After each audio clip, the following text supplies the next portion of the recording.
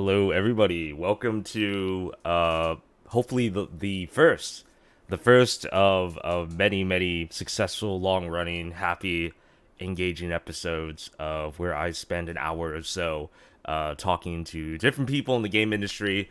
Not as much of an interview, but more of just sort of a freewheeling conversation. Keeping things casual but engaging at the same time. Just for a disclaimer, the normal interviews are not going away, but I would like to, if possible, turn this into a weekly thing. And whether I have a guest or whether I'm doing it by myself, hope I'm able to sort of indulge and share it with each and every one of you. But I'm really excited to have my special guest on today. I met him a few weeks ago, and after him just talking about his experience and everything that he's worked with, it's been beyond exciting. I'm very excited to have him here. So we're going to bring him on now, and I'd like to introduce Apollo to everybody here watching and watching in the future. So thank you so much, Apollo, for coming out today. I appreciate it. Thank you, God. It's my pleasure, and thank you everyone for watching. It's very exciting to spend a little bit more time talking about games, as we know this is our passion. But first, I want to ask you something, Cal. Yeah. What is this arcade that you have in the background? Where is this? Is this Japan? Yeah, this is in Osaka, actually. This is an arcade in Osaka. I actually physically went to this place and I was able to find this image of it, but like I actually went to this place here and it was one of the few places that had like working light gun cabinets like downstairs and stuff like that. Oh, So they had yeah. like the entire House of the Dead series, they had Time Crisis 2, they had Silent Scope, and they had like all the old classics on there. So it Oh, was wow. yeah, and the lighting here is not exaggerated either. Like it was like multiple stories, like two, three, four stories, and each time you go up, it's like the lighting's a little different, the game selection's a little different. It's one of the few remaining arcades like in. I mean, there are arcades everywhere in Japan, but like the amount of just like mom and pop like arcades like this are just shrinking. There's really not a lot left, unfortunately. Yeah, yeah, it's Um, unfortunate. The mom yeah, and pop ones are disappearing, right? A little bit. yeah. Like I have a friend who keeps track of that, and like he watches every year, and like just every year it sort of shrinks a little bit more. And like he follows a Twitter account. It's like a bot account that reports like every time an arcade shuts down, and Oh, especially wow, that's yeah, terrible. I know, That's right? really depressing It's because so it doesn't grim. track the ones that open either, right? So only the ones that go down. Yeah, and he said like especially post post COVID lockdown, you would see just on like shut down like that, and he said it was just like it was such a it's like watching just like a countdown to oblivion, I guess. And he used to say that like you see pachinko parlors like in Japan, and like there was a point in time where like there were just as many like arcades just everywhere. It was just a Yeah, staple, it was a thing, I and remember that. Yeah, yeah, it's yeah, yeah. just unfortunately not here anymore. So, before we begin and before we get into it, can you give a little background on who you are and what you do? Yeah, sure. Well, first of all, I'm an arcade enthusiast, and the reason Hey. that is because the reason why I started going to Japan, I go to Japan every year to try new arcades, because we can talk about that actually. But I think it's a really useful thing for game designers to play arcades. So let's park that and talk about it in a minute if you want. Yeah. Um, but well, I started my career in video games when I was 30, so never too late, I guess they say. Mm. But it's very late, honestly. So it's been a lot of work to get keep going up and stuff like that, right? Like usually you're expected to start younger. And when I started, we didn't have game design courses or anything like that. But a friend of mine told me, well, now it's very easy to make games with Unity and stuff like that. And I've been making games for 10, 11 years now. And every Mm. day I think he was a little bit more wrong than before. Like every day I think it's harder actually than the day before. Like Mm. today, and actually I have to ask your audience to be patient with me because I couldn't sleep because I was worried about this project that I'm working on right now. So I'm a bit slow. But so anyway, when I started, there was no school, there was nothing. So what I decided to do was come to Japan and start asking questions to people, but I didn't know anyone. But I got very lucky and I found a job very quickly. Very junior thing, just like figuring out a little bit of gameplay. Apparently, I had a talent for the feel of the game. Mm. That's what they told me. And I got very lucky and I got to meet Hideo Kojima, which was one of my dreams. Yeah. Like, well, we tried to get me in there, but he got pushed out of Konami, so that didn't happen. So then I started running my own game companies, and we were quite successful. We won several awards. We lost all the money, but we won the awards. So I don't know.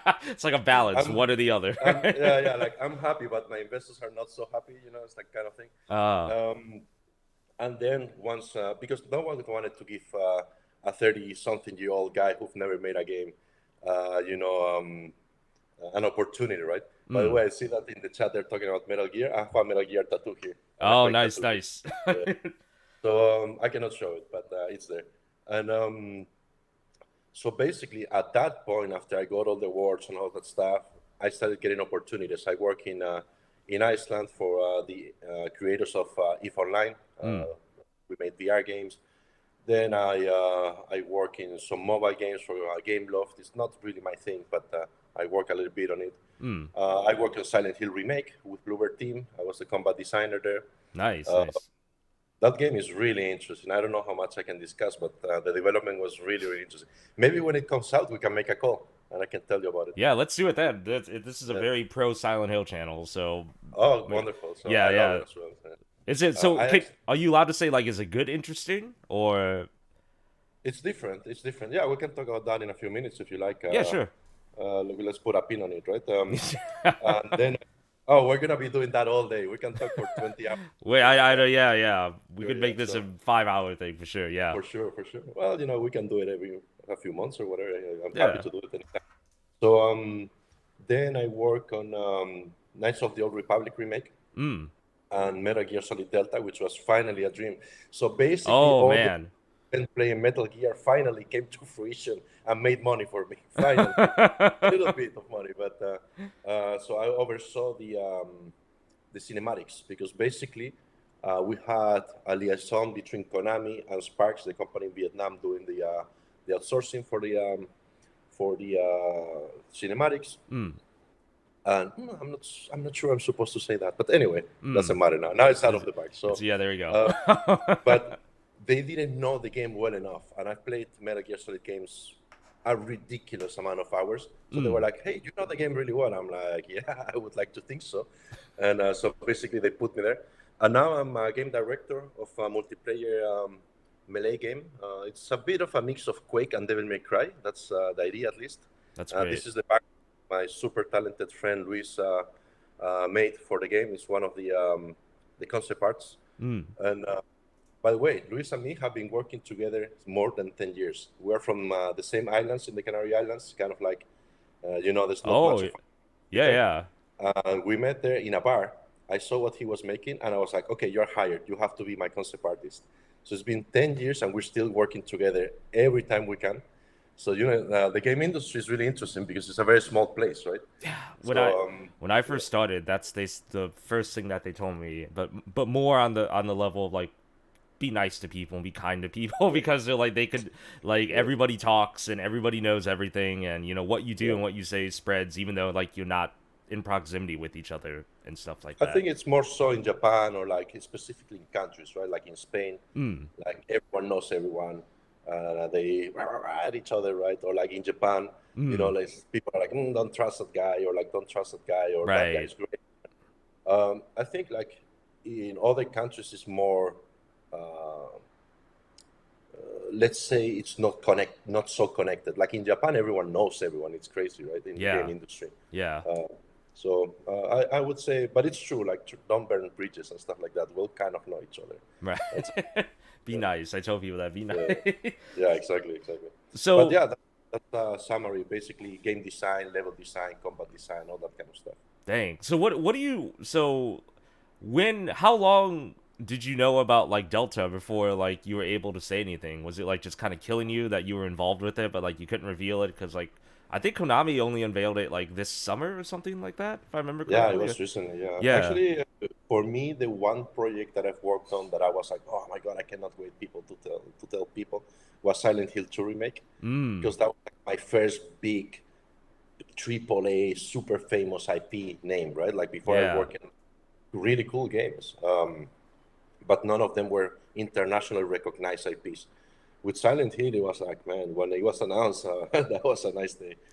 Um, Metal Gear Solid Delta, not so much because I wasn't there for very, very long. I Hmm. was kind of way out of that company anyway, to bigger and better things, luckily. Um, so it was just a few months or something like that, like a trimester or something like that. So it wasn't like super long. So I don't feel that sense of ownership that I would feel if I'm there for like a year or whatever. Hmm. Um, but it's more like a nice sprinkle of Metal Gear in my career. It's like, oh yeah, you finally work on Metal Gears No, somehow. that's enough. So, I'm uh, jealous. That's a. Are you going to pick up the collection? I think it comes out this week or yeah, yeah, early yeah, next yeah. week. Yeah, The definitely. reason why I got to meet Hideo Kojima initially was that I have 40 world records in Metal Gear Solid games. Oh, So at nice. that time it was 36. So basically, I don't know if you remember, Metal Gear Solid 2 had an online feature where you finish the game and you get a code and you put it Oh on. yeah, yeah. You get an animal code, right, or something like that. Yeah, yeah. So on that animal code, so the ranking screen, Metal Hmm. Gear Solid 2 specifically, in the PlayStation 2, you had a code Hmm. down there, and you can put it on the website for Konami, on Konami's website, Yeah, and yeah. and then you get a ranking. So I was 36 times world record holder, right? In like VR missions and stuff Hmm. like that. I never broke world records in speed runs and stuff like that, even though I was really, really close. I think I was like 16 seconds in Metal Gear Solid 1, Oh 13 or wow. 16.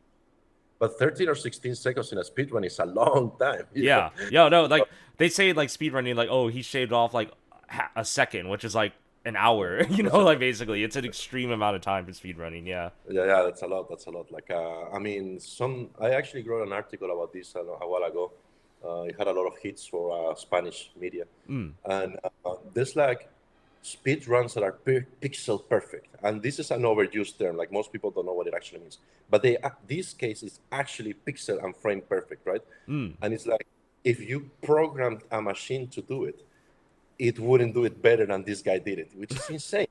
Like, how consistent are you? Like, how, and I guess you've been playing this game for thousands and thousands and thousands of hours to get to that level, right? Yeah. So, so I had these workers in Metal Gear, and that's how I met Kojima and all of that. So for me, it's like a big deal, you know. It was like, oh, finally I get to meet Kojima. I get to finally work on Metal Gear. Everything that has to do with Metal Gear Hmm. is a big deal for me. So now with I saw the collection at Tokyo Game Show when we met, and I was like, oh hell yeah. I'm gonna download it. I'm gonna take like I don't know, like a week or 2 weeks off from work. Hmm. If it has to be unpaid, I will do it unpaid. I don't care. Right. I- Right. like I'm not gonna say publicly what I'm gonna do, but I'm gonna be in altered states of mind, and I'm gonna play the hell out of that thing. So yeah, yeah, I love Metal Gear, and Hmm. actually I always say that it's a Korean drama or like a Latin drama for men. That's Yeah. how I always Oh describe my God. Yeah. Yeah. Yeah. it. There's so Right? It's because like there's so much yeah, yeah, melodrama in it, yeah, yeah, for yeah. like for just being a game where you're first like the core of it is just sneaking around and just But like it's very hiding and stuff.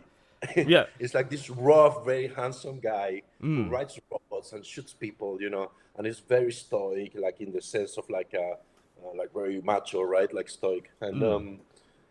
but then it's like when you start explaining the story to like your girlfriend or your friend's girlfriend or whatever, Mm. they always you're like, man, but like, okay, so this one loved that one, but she married Johnny, but Snake actually kicked Johnny's ass in Metal Gear Solid 1.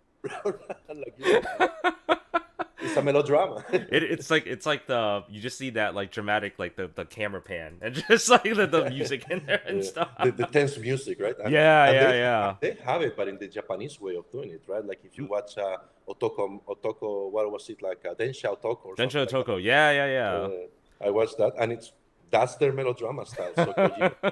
if it was made in Latin America, I'm Latino, so I can tell you, if it was made in Latin America, it would be like that. So yeah, it's very true. I So I'm love very it. excited, very very excited Yeah, about it. that's awesome. I can't wait to see more from Delta for sure. Like that really caught me by surprise when they unveiled it, and I was actually at a I got invited to like it was like a localizer and translator meetup like in Tokyo, and one of the people was from Konami, and I just asked him, maybe slightly tipsy, but I just asked him, I'm like, is anything happening with Metal Gear? And this is before any of the announcements. So like, is Metal Gear ever coming back? and like he just paused for a second. He's like, I don't know what I'm allowed to say. He's like, I don't know what I'm allowed to say, what I'm not allowed to say. And then he goes, That's just always the answer, right? Like, yeah, yeah, which is all he's like that doesn't mean anything. I'm just saying I don't know. I don't know. He goes, "Would you want another Metal Gear?" That's the question. I'm like, well, yeah, of course. Like why would I not? He goes, "Well, okay." I just and so I didn't think anything of it at the time, but little did I know it was for the big I've role. always wanted to do this. Chat, what is the name of the sentence that is, I can neither confirm nor deny? I don't know. Yeah. All streamers say, chat, do Oh, this, do that. oh yeah, I Uh, love it. It's like plausible deniability. Yeah, I may yeah, or yeah. may not It, know. it has a name, like, that's what I'm asking, right? It has like a specific, is the something something answer, right? Mm. And anytime that someone, like, I use it a lot as power talk, right? It's like, yes, I'm saying yes, but I'm not saying yes, right? It's like, Right. as a, It's it's like, yeah. it's like the OJ Simpson. He goes, if I didn't do it, but if I did it, you're like, I'm not making Metal Gear, but if I was making Metal Gear, like it would Oh yeah, probably yeah, come out, and we'd probably yeah, start with three or something like that. yeah, So yeah, that's a good point. Yeah. so the thing I wanted to talk to you about, and like, because I know we talked about it quite a bit. Like we talk about like good combat in games and stuff like that. And we were talking about like satisfying guns like in FPS games, for example. And I know you brought up like two shotguns that I immediately knew. I'm like this he understands. It's the and you said like it was a super shotgun from Doom or Doom 2 Yes, sure. and Yeah, Doom the 2. Yeah. yeah, the VK12 from Fear. Yeah, And yeah. Oh wow, you know the name. yeah, Wow, yeah, actually, that's yeah, amazing. I do, yeah. I because I know you talked about with the like I was just playing through like a wad like a Doom wad, and it just amazes me just like how like iconic and how like for something moving at like 15 frames a second being animated like how powerful it feels, especially compared to like the normal shotgun in that game. And it's like how do you convey power like that in games and like Oh FPS man, games? oh, that's literally what I'm doing at work right now. We did a playtest, and the feedback that we got is that the weapons are missing oomph, right? Mm. And someone, generator, Yeah, yeah. said, that's true. That's very true. It's several things. It's several things, but usually people tend to, in Spain we say we broom towards our own house, right? It's like, so if you are an expert of something, you think that's the reason, and if you are an expert of Mm. something else, and it's a combination of things. The reason, like really quickly, the reason why the super shotgun or the shotgun itself as well feels very powerful in Doom is twofold mostly. One is the sound, Mm. that is true. The other one, and I like that you made that point because I'm even going to use it at work actually, Mm. because I've been thinking about this a lot. So thank you. Um, when you have the shotgun that way, it doesn't do this.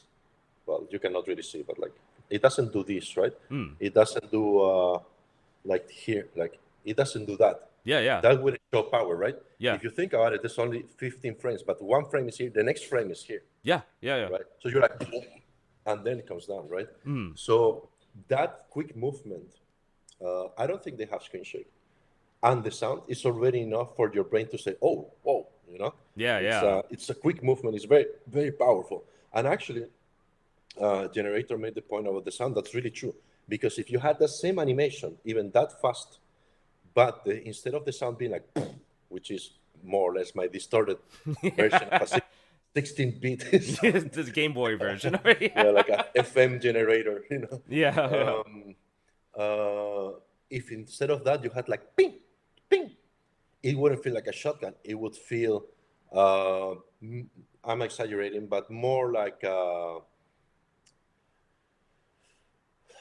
grappling hook. Like, if you had like a thin metal that you throw, Yeah, it would yeah. feel more like that. It's like ping. It's fast. It's not powerful anymore. Right. So you could argue that the oomph comes from the sound, in fact.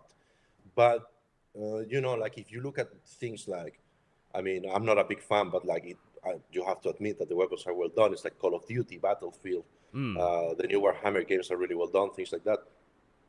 If you only do the sound, it's one thing. If you do the sound plus the animation, it's another thing.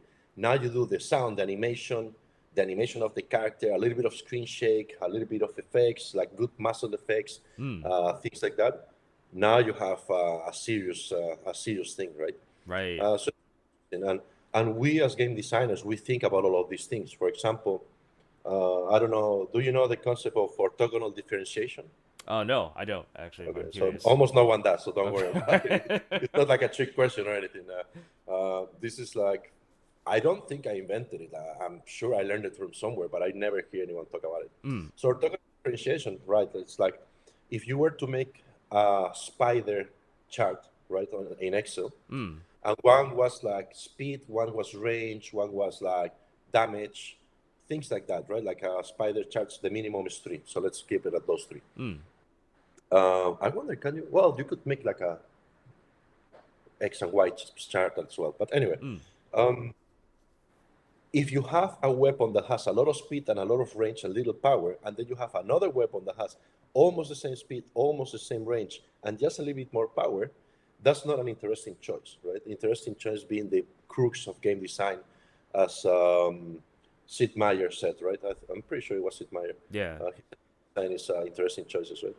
One of the best game designers of all time, obviously. Um, but if you have a weapon that has long range and high speed but little damage, and another one that has a lot of damage and short range and little speed, Mm, now they're orthogonally differentiated. And now we're talking about archetypes, different mm. archetypes. Right? So, for example, when people talk about shotguns not being realistic in video games, because real shotguns reach really far Ever away and longer range, yeah. because you're trying to hit a bird or whatever it is, right? I don't Mm, know. Well, okay, yes, that's true, but in the sense of having interesting mechanical choices, you need it to be more extreme, right? mm, So you have like a single point railgun or like a single point sniper, and then you have a huge cone. So there's an orthogonal differentiation. mm, The long distance, very short distance, that's more orthogonal differentiation, and so on, right? So in terms of making weapons have that field, you also want to take into account the orthogonal differentiation and how they should feel based on that, right? mm. Because it's not to throw a cannon that should feel extremely oomphy and shake the ground basically, than to shoot. Perfect example, like in Metal Gear Solid, right? The was it the MK21 or something like that, like the MK19 or something? The silence Oh, right, gun, right. right? Yeah. The Yeah. tranquilizer. Yeah, So yeah. you want those ones to feel very different, right? Right. So so you also have to take that into account. But yeah, I could go into details about that for No, probably. I Pro, that's why we got to bring you I'm back. That's why you're I'm coming I'm back. I'm, I'm literally working on this on my current game right now. So I could talk about it for hours, and my bosses would be very happy because I would come up with something, and they would be like, "Oh, how did you come up with that?" I was like, "I was in a podcast." Yeah, there you go. It was all company time. Very good. On that note too, do you feel that like, especially in FPS games, like, because I've heard two people like argue two different things. So like, one has said like you get incrementally more powerful guns and you're more inclined to use those guns, but another person said I feel that every gun like should serve a purpose. It should serve a role. Just because like you get an assault rifle doesn't mean you should make the game and you should make the combat where you don't want to ditch the pistol. It should still have a purpose. And so like I've seen two different people like argue against this, and I've never really seen like a definitive answer, and I don't really have an answer. So I was curious, like, what are your thoughts on that? Should every gun serve a purpose, or does it make more sense that you want to incrementally increase and use more like quote unquote powerful guns? Why not both? Mm. Right? Why not? Why not? It's easy. It's an easy thing to answer. So, so let's put it this way. When I had a apprenticeship with John Romero, which was one of the greatest experiences of my life. That's Oh why yeah. I learned a lot from him. But also, I can tell you something about Metal Gear. I know the person. He's a close friend of mine. We're very, very close friends. Mm. I know the person who tested if you can kill Sahelanthropus with the smallest gun in the game. I don't Oh, remember which one it interesting. was. Mm. And he said, yes, you can, but it takes like 6 hours. And Okay. and the timer runs. I'm like, okay. So, and then when I talked to John Romero, so that's the first data point. When I talked to John Romero, Mm. how did you design how much ammo there is, the weapons and stuff? Because I was trying to find like a mathematical equation to kind of like figure out how strong each weapon should be in terms of game progression. Mm. So I probably still have this somewhere, um, like an Excel sheet where I put all the weapons from Quake, all the weapons from Doom, how powerful they are, the DPS, blah blah. When Mm. you find them in the game by levels and stuff like that. I made this in Iceland, so probably like 6 years ago. I should find that actually. Um, and there's no mathematical equation. It's kind of by feel, really. Like these things. And I can tell you, I'm balancing range weapons right now. Mm. And it's easy to think that you are smarter than you really are, and that you can find a like, mathematical equation and systematize it and stuff like that. But then you go in there and you have to try it, and that's what John Romero told me about the ammo. It's like I asked him, "How do you know how much ammo to put in each level?" And he told me, "You play the hell out of each level. You just play a lot, and you play again and again and again and again." So there's like no system really for it. Mm. But what I can tell you is that a good game, each weapon keeps working for the entire game. Obviously, it's less powerful, Mm. potentially. This is more for like single player games, also for multiplayer a little bit. Mm. So Quake is a perfect example. Everyone wants the rocket launcher, basically. Not only because it's the most fun, but because it's one of the best weapons. Like the lighting gun and stuff like that. But you can still get frags with the shotgun, even though it's like a weaker weapon technically. Mm. But using the right context is the better weapon. Because Ah, if you are right. like this close, You you don't don't want want to to use use the the rocket, rocket. Yeah. Yeah. right? You want to use the shotgun. So it's all contextual. And the answer to that question is both, have both. Be a Mm. good designer, have both. But it's easy to think, like one, like it's easy as a game designer to focus too much on one solution Mm. and want to make it perfect and want to make it amazing and all of that, and forget about all the solutions. Like recently, I was working on the range weapons for Moonray, and I was like, banging my head against the wall. And it's like, yeah, everyone was saying, yeah, the balance is getting better, it's getting better, it's getting better, but I know it's not there. And then someone who he's I don't know him so much, he's new in the team, but he seems to be a good game designer, Mm. but he's clearly more junior. He said, why don't we lower the ammo? And I was like, fuck yeah, that's Ah, that's the that's the ticket right there. Yeah. that was it. I was like, Yeah. so first of all, everyone can have the right answer. Just because you are longer in the industry or something like that, it doesn't mean you know everything, because you forget things that you know, mm. or you focus so much in the problem that you start forgetting all the other options. Right? You look at the Right. tree too much instead of the forest sometimes. So Interesting. that's why I say the answer is both. Actually, yeah. Interesting. On that note too, kind of what I noticed, and I think other someone else brought this up too. Like, obviously, in an FPS game, like you get that immediate like sense of just power and what this gun can do in range and the damage it outputs to enemies. But uh, somebody said, and I guess I kind of agreed, but they said, how is it or why is it like in a third person game? Why does melee combat feel like so, if done right, like feel much more satisfying than like using a firearm or using the super shotgun in Doom versus like using a shotgun in a third person game I like Gears of War, Uncharted, something like that. Like it just doesn't feel the same, even though your brain is technically telling you like this is a really powerful gun because it like insta gives enemies and stuff like that. But it's like the feedback isn't the same. Like the sense of power isn't the same. Is it just because it's not first person, or is there more going on there? Well, that's a good question, because there's a lot of things to consider. First of Mm. all, when we do there's a lot of little things that we do as game designers and gameplay designers in this particular case. Um, Lots of little tricks that we do that most players don't see. Mm. Like some high level players might see it, or like someone who's really detail oriented, they might see it. But we do lots of little things to help you Mm. make the game more fluid. When people say the game feels fluid, or or it plays stiff or whatever, there's a lot of little details that go into making that feel. Um, so I cannot tell you exactly, because it depends a lot on the game. But I would say, yeah, like generally, in this case, like just to simplify the answer a lot, it's like a perspective thing, really, right? Um, I mean, the immediacy of the gun, the muzzle, the screen shake, the animation of the weapon, and all of that is bigger on first person, right? Mm.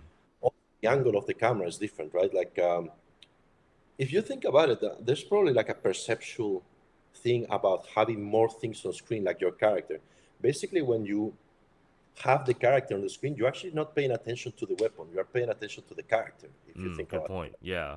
it. I mean, I'm thinking out loud at this point, but like I'm moving the character's doing this, is doing that, But I'm focused on the character as my avatar, and like basically, if you think about it, the feedback is the character, right? So if the character Mm. gets hit, you play an animation, Mm. like a animation, I call it, or like a heart animation, whatever you want to call it. If he's out of ammo, he's gonna do like this and look at the weapon. And all these feedbacks are based on the character doing things. Mm. When you are in first person, you don't have that. You're focused only on what you have in front of you, which is the weapon itself, right? Right. And the shooting.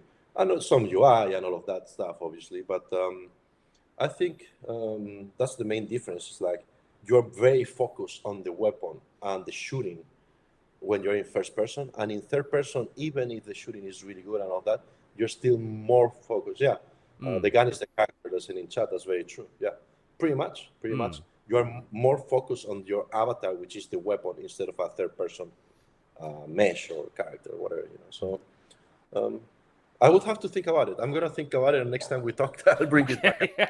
But I didn't mean to give that's you like my homework or anything like that, that's like but I know like one uh billion is fine. yeah. I So know too, because there was this one streamer I watched, and he said like what generators said, like a gun in an FPS game, it's like your character in a fighting game. Like that's your connection to the world, in the world, and that's how yeah. basically you connect with in a violent way, obviously. He said, but that is how you connect with the world, for Well, better the or for Portal worse. is And so not violent, and it's a gun, right? yeah, exactly. Yeah, the But, gravity gun, all that. So yeah. but it's true. Yeah, that's a really good point. Like the gun is the character. Yeah, I like that a lot, actually. Mm. I'm probably gonna borrow it. Man, we should just call this a brainstorming session. I think we're doing Yeah, pretty good. yeah. Get investment, and we'll make a game. No Yeah, there we problem. go. So what was it like working with John Romero? Is he like is he as chill and I guess laid back as he like comes across? He's the best. He's the He's the best. best. I like that. It's yeah. I didn't work with him. It was an apprenticeship. Mm, So he's very specific about me saying that. of But course, of course. because they have like a fame and all of that, and they have to be careful about what we say and all of that. Mm, But actually, it was incredibly easy to meet him. I was in Ireland for vacation. I was like, oh, I'm gonna go to Galway, and I'm gonna send him a tweet and see if he comes to meet me, and he did. mm. Hilarious, because I had a Doom figurine. So Oh, nice. he actually was really busy, but Brenda, his wife, and also amazing game designer herself, Mm, on her own right, beyond the Romero name, um, she started seeing on Twitter like pictures of my Doom figurine around Galway where they live. And she's yeah. like, wait, isn't this the same guy that told us if we can meet? He's in Galway, right? And they wrote me and they're like, yeah, okay, we'll come down to meet you. And I was like, holy wow, that's amazing. Oh, yeah. We chatted, and we chatted at the office. They showed me the original Doom diskettes and like the Mm, original Quake and all these things, the original maps, and I have all the pictures and all that. It was really, really cool. And he was super cool. But he was kind of like giving me the tour, let's say, mm. of yeah, I'm John Romero, and like this is what I did and all blah. And Right. but famous guy. When I asked him to do an apprenticeship, an internship with him, and he agreed, they agreed. Um, it was very different in a way, because so they put a desk and a computer for me, Mm. and Brenda was there, and John was there. They work in a three or four story building, so they have the whole building. Oh, jeez. And me, a known guy, not the lead programmer, who by the way is a really cool guy as well, Mm. not the lead artist, who's also a cool guy, like not the producer. Me was sitting next to them for Oh, 3 weeks. Holy mm. crap! And we had lunch and dinner for most of the time. My girlfriend at the time came to visit eventually, so we stopped having dinner because I needed to spend time with her. Of course. But for like 2 weeks, we were having lunch and dinner every day, just talking.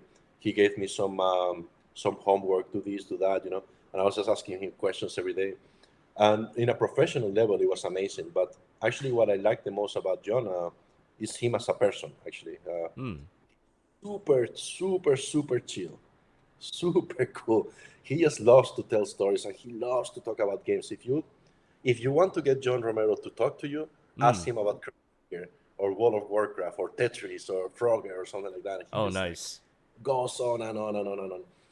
And it's really interesting to like pick his brain, right? It's like, oh, what do you think about this? What do you think about that? So basically, for Mm. me, it was like asking him questions. But then, like we were talking about like our lives and stuff like that, his family, my family, this and that. And by the way, John, if you see this, you still owe me 10 euros, man, from that last pizza. John, So you gotta pay up, remember, man. If you 10 euros, you man. know, it's actually kind of cool because it's not everyone that John Romero owes money to, right? Yeah, I know. So, That's kind of a brag with a badge you wear with honor. yeah, it's like John Romero owes me 10 euros. Yeah, it's a T-shirt. Wear it to QuakeCon or something like that. Yeah. Awesome. No, he's one of my favorite people in the world. You know Mm. what's interesting? Most of my favorite people in the world are really creative people. Like, Mm. I mean, I can say so. Rainier, for example, from he created CCP, If Online in his kitchen, right? I worked with him for 2 years. Incredibly creative guy, sweetest soul in the world. He's such a cool guy, Mm. and it's really interesting because he's the creative director. And this is in Iceland, so winter there is real winter, Yeah, and, yeah. like it's the real deal. And he just disappeared for 9 months. Oh, whoa. So Kjartan, Odin, all these people have been working with him for 20 years. And I asked him, so these are all my bosses, right? Mm. I said to them, they took Kjartan, where's Rainier? He hasn't come in 2 months. Is he okay? I said, oh, yeah, he's being creative. Don't think about it. He'll come back in like 3 months He's or something. being creative. So, yeah, so He's doing his seven thing. months Yeah. later, 7 months later, he appears at the office one day and he's like, I know what new game we're going to make. And recently they got like $100 million investment and they're making Opus Day. I made the prototype for that. So, or part of the prototype for that. Mm. I should put it on my CV, right? It's like my prototype got 1 million, Yeah. like 1 million, $100 million investment. That's not easy nowadays in this I don't know. I industry. don't know. I wasn't in the company anymore, so I don't know Mm. what happened there. So if it's my prototype or not anymore, or if that was my code or not. So I don't say it just out of politeness, but I don't know. So, but he was great. John Romero was great. Sean Easton, Kenny Maizumi, the producers of Metal Gear, they're great. I had Mm. lunch with Kenny recently. Koji Igarashi is super cool. The creator of Castlevania, not the Castlevania. creator, Yeah. but he's super cool. I ask him game development advice often. Oh. When I meet him, I show him what I'm working on, and he's so good. He actually tells you, "Oh, the collider there is wrong," and I'm like, "How do you know that?" I know because I made it, but there's no way you can know it. Like hundreds of people look at your game, no one can tell, and Mm. he looks at it like, "Oh, the collider is wrong." I'm like, "Damn, this guy's good." And he will, if you want to talk to Koji Garashi, just tell him, let's go karaoke. And he will say yes. Oh, he's a Like this. karaoke guy. Hey, all Yeah. right. Oh, he's very good. He's Mm. very good. What he does is he sings animes from like the 70s and 80s, like Astro Boy and all that stuff. Oh, nice. Okay. Uh, yeah. He's very good. He's a very good singer, actually. Yeah. I'm gonna keep this in mind. I'm gonna remember this. If I ever meet him, I'm like, He we're loves going it. right now. We're gonna sing. He loves karaoke. Yeah, Mm. definitely ask him. Hell yeah. So you've worked with a lot of like really well established people and sort of met them and formed like a working like relationship and friendship and professional relationship and things like that. What when have you ever have you ever come across a game when somebody asks you like what are your thoughts on this and like it just the combat doesn't feel good or something like that and like do you what's the method to doing that? Is it like you let them down gently or do you just flat out just say like it's not good because like X, Y, and Z? Professionally or for my Maybe both. indie friend? Maybe both. Like I mean professional level like let's Valve comes up to you like we're making Half-Life 3 like what do you think of this combat and you're just like it doesn't feel really good type of thing like do you how would you do that in a professional one? I guess you could break it down like that. Well, I think my professional and my personal life are very different. I've Mm. been learning more and more to be like softer at work. Mm. Probably my workers might disagree, but I'm a little bit of a hard ass actually. Mm. But I try to be constructive. You know, like I would never tell anyone this game is trash. Never, never. Mm. No, I don't do that because making a game is so difficult. Mm. Even if I hate the person, or and I have like beef with them or something, I Mm. would still respect the amount of effort that makes a game to make a game, right? Right. So, but honestly, what I find is that most people, even myself included, is like they just give you their opinion. You know, like oh, you know how to improve it. Like oh, I think maybe you can add interpolation here, or maybe you can move the camera out, or maybe you can do this, maybe you can do that. It's very rare to see someone who is overly negative instead of trying to get their opinion heard. Mm. Basically, everyone just wants to be heard, I think, in life, right? Fair enough. Um, Yeah. yeah, and most people just say, "Oh, I think you should do this and think you should do that," and it might be in like a more, let's say, forceful way or a Mm. more relaxed way. But basically, that's usually uh, there's well, I guess it's not true because there's people who are like, I don't like this, I don't like that, you know. but I don't care if you don't like it. That's not I don't you know that's your problem, man. Right. Tell me how you think I can fix it. Now I'm listening. Right. You know. So I try to do that to others, right? It's like I don't tell them I don't like this, I don't like that. If anything, I would say it's not my kind of game. It's not my kind of game, and I'm not an Mm. expert on this. So I don't have much to say because I don't play this. It's like music. I'm a musician. Like really, what I'm really more passionate about than anything else is music. Mm. I mean, games is my job, and I'm very passionate about it. I would probably make games in my free time if it wasn't my job, but I can definitely tell you I make music in my free time. Right? Nice. So, and if someone comes and tells me, "What do you think about this song?" and I don't like it, I will probably just tell them it's not my kind of thing. You know, so Mm. I don't my opinion because I don't know. That's Mm. what I would say. That's like the harshest I would get usually. You know. Gotcha. What if what if it is like your thing? Like what if they're making an FPS and like do you just say like what you told me like the guns need to be punchier or there needs to be oomph or things like that or and then like when you do that do you give examples or do you just give like practicals like this is how you do it? Usually I do like more like an explanation. Yeah. So like I say, oh well, it's missing oomph. We need a better animation. Like this is the case right now. It's like the kind of conversations I'm having, right? It's like we need to reanimate this or make a new animation. I Mm. don't know if reanimate is the right context, the right word. Mm. We need to put a muscle shot. We need the sound, at least a placeholder for the sound that is like 50% there. Um, let's put a screen shake. So I go into the specifics of how to achieve it Mm. more than just saying. So what I try to do, and I don't do it consciously, this is just my personality, I say, here's the problem, here are the solutions, right? Mm. When I was in school, and shout out to my high school, mid school uh, teacher. I don't know how to call this, but like we did like technology was called, right? Like we made racing cars and stuff like Right. that. He always said, if you bring a problem, bring a solution, or don't bring the problem.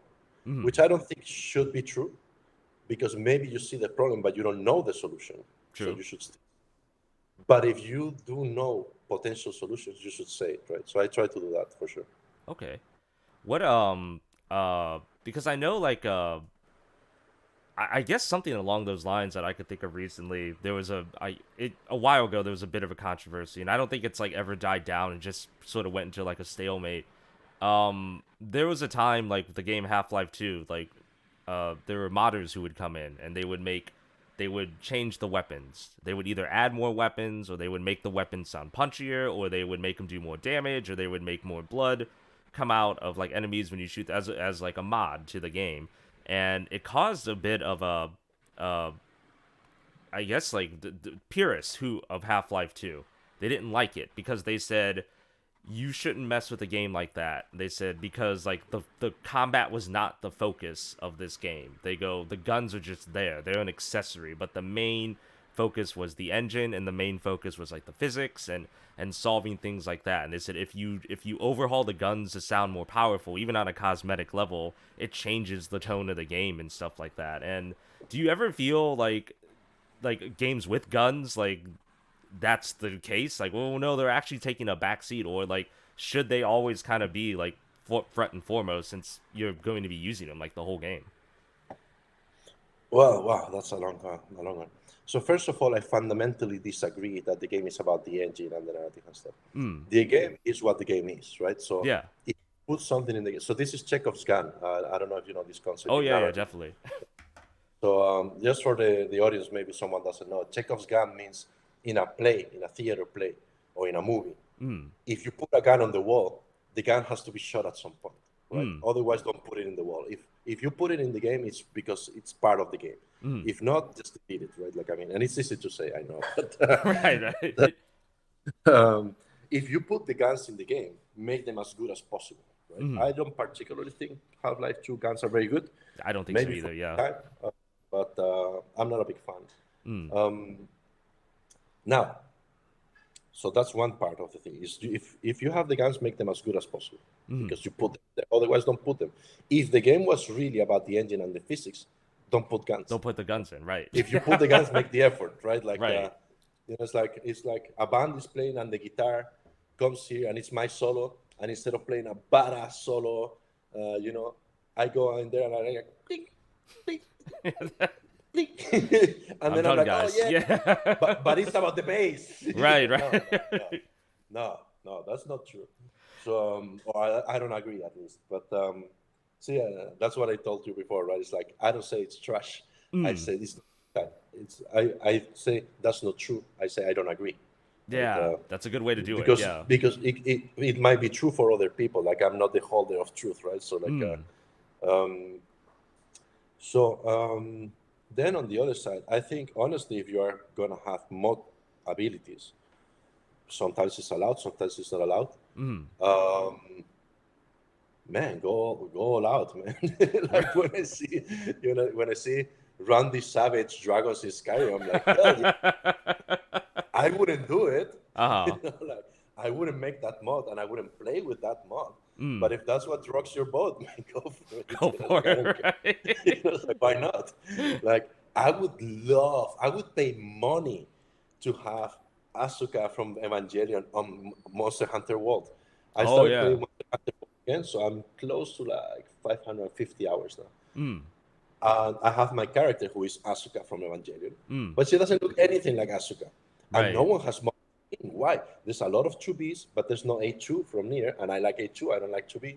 Oh, There's nice. like, there's like boom, boom, boom, but Mm. there's no Asuka. Why can't we have an Evangelion in there? Yeah, right, right. You Why not? you don't you know? well, I mean, I'm like I have played, especially recently, like so many like mods and total conversions of games. It's just it's I'm all in favor of that. The 2 points to that I wanna ask you though. Somebody says like if your game is so moddable to the point that it doesn't even resemble the real game anymore, they said was that done intentionally or was it just something that came through osmosis of the community? Like for example, like we've talked about Skyrim and Fallout, and I'm sure eventually like Starfield will have it. They said like what if one day like there's like a total conversion for like Starfield and it's like some Star Trek, Star Wars, game. Battlestar Galactica. Yeah, yeah. They said just complete overhaul. And they said like, "Oh yeah, I made that." They go, "Yeah, but you might have made that." They go, "But it's not yours because it's not your game." They're like, "That's Bethesda's game. You just borrowed their stuff to make it. You're playing with their toys and stuff." And so there's like a back and forth between that as well. Like how much role and how much say so do modders have when they could be like, "Yeah, I created that. It's mine." Or is there some truth where some people sort of clap back and they're just like, well, no, it's not. They're like, you didn't make the engine, you didn't design the core game, like you didn't design the combat, someone else designed that. Well, there's two sides to that. There's the legal side, Oh yeah, well, yeah, right? definitely, for sure. Yeah, like I mean, this is my job. It's like Mm, I know about the law and I can tell you, okay, we can talk about that, but it's a long mm, boring story. In terms of creativity, the equivalent is who wrote All Along the Watchtower, Bob Dylan, mm. right? Who made All Along the Watchtower their Ah, own Jimi Jimi Hendrix, Hendrix? yeah, of course. So you have both options to. It's not like you make one and you delete the other, Yeah. right? So it's like if you ask me what's your favorite food, I would probably tell you Kobe beef. Hmm. But it doesn't mean I'm not gonna eat delicious Peking duck. Right, It's right, right. The like, options still right? exist. Yeah. Yeah. So I don't know. Like it's a bit.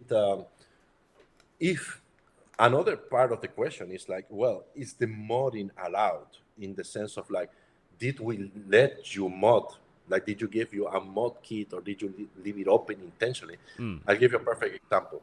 When the PlayStation Mini came out, Mm. the PlayStation 1 Mini came out, Yeah. it was hacked in 12 hours, Yeah, right? yeah, I remember that. It was like Because they overnight. let the PGP or GPG, the PGP, I think, key Mm. unencrypted. Do you think that's by mistake? Of course not. Right. Sony's not stupid. Right, You know, right. you don't build a multi-billion-dollar, like tens of billions of dollars company being dumb. You know, Mm. so they said people are gonna buy this and they're gonna want to mod it. Right. Let's make it easy for them. That's Right. what happened.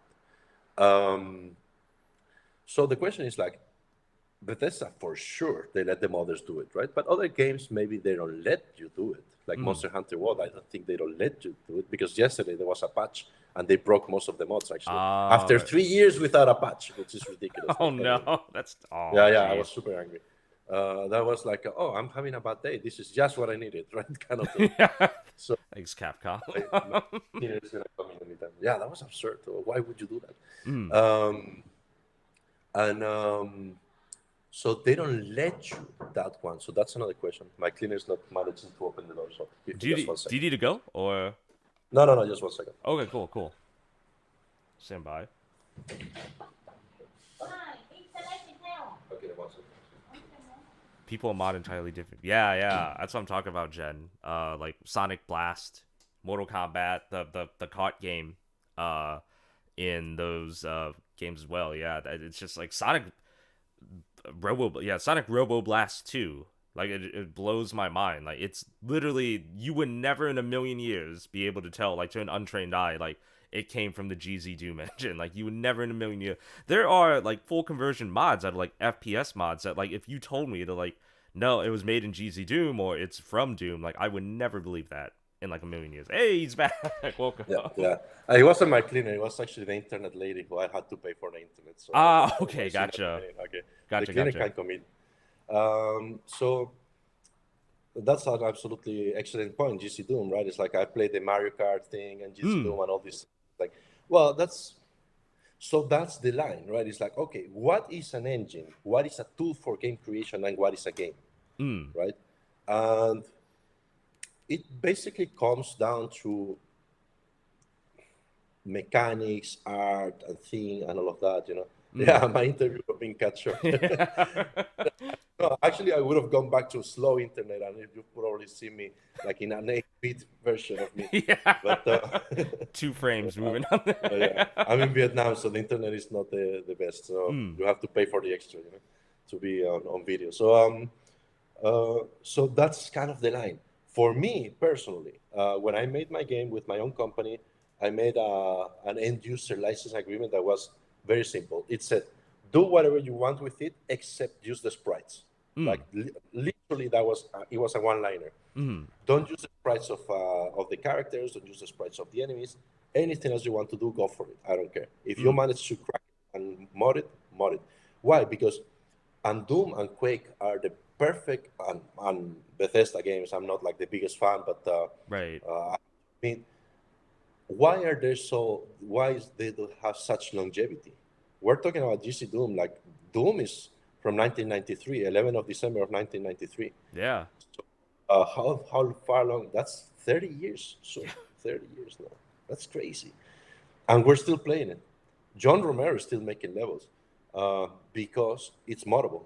So people keep making their own things and it keeps the community alive, right? Mm. So I think it's a net positive, honestly. I think if you can let people mod it, let them do it. If they start doing crazy, crazy stuff like, I don't know, like porn games or something like that with your engine, well, that's what are you going to do about it? It's like you can do the Nintendo thing and be like, We're shutting you down. Yeah, yeah. but that's because they have a weak power position in the game industry. Actually, it Mm. sounds crazy, but actually, it's because they're so weak legally that they have to be really protective. There's a really good video about it on YouTube. Ooh, The interesting. Game Law, something like that. I'll send it to you later. Yeah, yeah, Uh, please. and then they talk about Sega as well. So it's like a 40 minutes for Nintendo, 40 minutes for Sega. Mm. So they're Nintendo's so weak, quote unquote, that they have to be really protective of their IPs, right? Because if you think about it, how many IPs does Nintendo really have? And Sony is much bigger, and Microsoft is much bigger. True, true, So yeah. to legal problems, Nintendo's gonna lose, right? So and they're gonna lose an IP, and they only have like six, so they're like screwed, right? So they're very weak. So they are very careful. But honestly, I think it makes you stronger to allow modding and to let people do whatever they want with the game because it keeps them playing the game, Mm. which is at the end of the day what I want is to play the game. Mm. Because what's the best marketing? Word of mouth, right? Oh, That's 100%, yeah. I go to you and say, "Yo, Cal, have you played Fear? What a great game, right?" And you Mm. say, "No, I haven't played it. Let me download it, right?" Mm. That's better than $1 million of marketing, right? Yeah. Anytime, It's like, the best. yeah, anytime somebody tells you that, I'm immediately gonna go to Steam and see if it's there. Like, I'm Yeah, gonna wishlist this. I want to check it out yeah, and stuff like that. exactly. Yeah. Imagine John Davis comes and say, "Yo, Kyle, this game is amazing. You're gonna play it. Right? You're gonna check it out at least, Yeah, right?" So, definitely. Definitely. I so it's so funny because there's a game coming out, and I knew nothing about this game until this random clip somebody uploaded on YouTube. I'm like, this 16-second clip sold me on this game, and it's VA Proxy, and it's like a Devil May Cry like hack and slash game, and like the basically like without spoiling too much of the video, like they gave you the ability that the enemy like shoots everything at you. Like eventually they start dropping like nuclear bombs on your location, and everything is parryable in there. So like you can parry the nuke. Yeah, I'll have to send that to oh, I've you. seen that. You know what I'm I've talking seen about? that. Yeah. Yeah, yeah, yeah. You I could was like, literally oh, what the parry the nuke, and fuck? I'm just as soon as I saw that, I'm like, what is this game? I want this game like right now. I want to play it right now. And they're like not available. Coming. I'm like, and like it was some just Uh, random person playing who got an early like version of the game to the alpha or something like that. And I'm just like, this is more effective than like any trailer. I'm like, yeah, or of anything course. on here. It My sold my me first instantly. game actually it was about dropping. So you remember Missile Command? Oh, It's definitely, like yeah. so the concept of Missile Command is that they're throwing nukes at your city and you're defending it, right? Right. So I turned it on and I made Missile Commander 2031 because it was made in 2013. Mm, So 1984 and 1983 for the I moves like and it. so on, turns it around.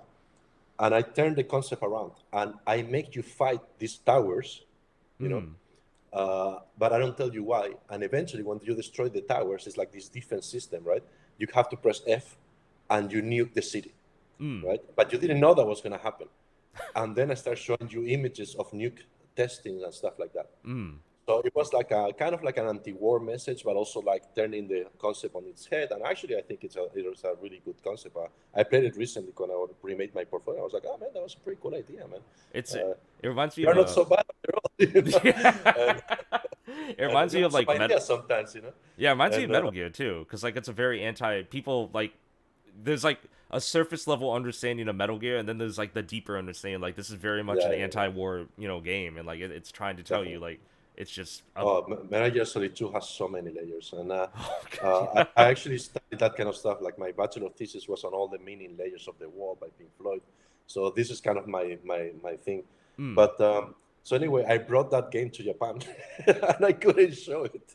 I Oh. showed it the first time, and everyone was like, "Ooh." Of course, I shouldn't show it here, and so I couldn't. So I didn't show it for like 6 years, but uh you did now I can show it again. you did the But Oppenheimer, yeah. yeah, it wasn't the most culturally Sensitive sensitive at the thing to time, do. Yeah, yeah. but yeah, man, like go all out with mods, like make it your own, because at the end of the day, you keep playing the game and you tell me, hey, like as a really game designer, let's put the business side for a moment, right? Like the Mm. business lens. I want you to go to my friend and say, I'm playing this mod. I'm playing Monster Hunter World. Okay, so this mod, I actually do have it Mm. with the Berserk armor and the Berserk greatsword. And Oh, nice. Okay, so I yeah, yeah. pretend to be Guts. I Yeah, there you pretend to be Guts. go. So now, if you are a super Berserk fan and you are interested in Monster Hunter, you say, "Oh, that might get me in," and now you go and buy Monster Hunter, right? So like, Right. it makes business sense. It makes creative sense because, like, when you make a song, when you write a song, it's a badge of honor. Let's put it that way. It's a pleasure when people like it so much that they want to make it their own, right? Mm, I mean, don't make covers of Smooth Criminal. It's already perfect. Don't try. right. That's just We that's reached peak. absurd. But Well, choose that's your battles, absurd. That's But absurd. yeah, like if people made mods of my game, I would be hell yeah, man, that's cool. Like you love my game so much that you want to improve it, make it more to your taste. You want to put salt on my steak, right? Mm. So yeah, That's a good way to why not? look. That's a really like good way to look at that. Actually, there's Oh, no. Oh, I'm sorry. We're running about towards the end. About an Oh, really? hour on Already? here. I know that's what I'm saying. Like we could. I was talking to like a mutual friend here, and I told him like we could probably just talk for like 5 hours straight. And she's like, I know. I saw you two talking at like Soul Food Yeah, House yeah, and stuff like that. I'm like, yeah, yeah. it's just the click. So thanks for first of all, thanks for coming on the first version of this type of thing I want to do, and I'm hoping you can come back in the future for sure because I feel like there's a million Yeah, I would things. love to. Yeah, Yeah, she said too. She's like, you guys should just do it every week. She's like, I listen to you yeah, guys I every would, week. I would actually be up for that because we didn't even get to the guns yet. We did. I know we did. We I didn't even remember get to that yet. the whole So the whole purpose, the whole purpose of this thing. Yeah. But yeah, definitely have to come back. For sure. But I guess I would love to. the last thing I wanna like leave with like so what you had to pick like five guns from any FPS game in Oh, history. What are the good ones? I know one. I oh, know you one. killed me. I know one. We're You gonna end. killed We're me. gonna end on a high note. We're gonna end on the high note on here. So I should have known this was coming up, and I should have prepared. Oh my god, if we want to save it that's for a another one, we can do that too. So that's a good question. mm, Okay, okay. Well, the nail gun from Fear, obviously, right? mm. Like we know this one. Oh my Uh, god, yeah. it's so it's just, bang, just like stick it there. Um, I like the I forget the name now. The oh man, there's a lot. The what's that beam from Doom 2016? Is it the let me check.